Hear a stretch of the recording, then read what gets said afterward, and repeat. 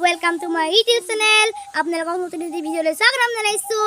ভিডিঅ'টো ভাল পালে লাইক শ্বেয়াৰ কমেণ্ট কৰিব, লগতে থকা বেল আইকনটো দবাই দিব। এতিয়া আমি কৰোঁ দিলো প্ৰেক্টিছ।